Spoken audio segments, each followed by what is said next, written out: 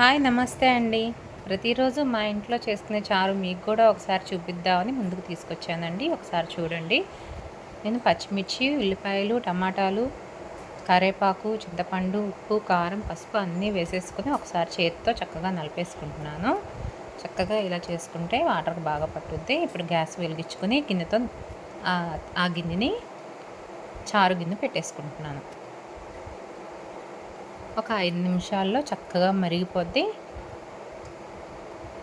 రోజు చారు తింటే ఆరోగ్యం కూడానండి. చాలా టేస్టీగా ఉంటుంది చారు.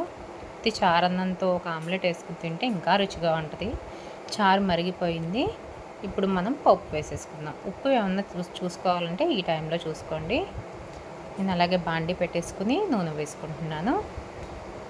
ఒక 3 ఎల్లుల్లి రెబ్బలు వేసుకోండి. అలాగే కరివేపాకు, ఎండుమిరపకాయ, జీలకర్ర, ఆవాలు, ధనియాలు, కొంచెం మెంతులు వేసుకుని త్వరగా వేయించేసుకుందాము. అలాగే ఇంగువ వేసుకోండి, టేస్ట్ బాగుంటుంది.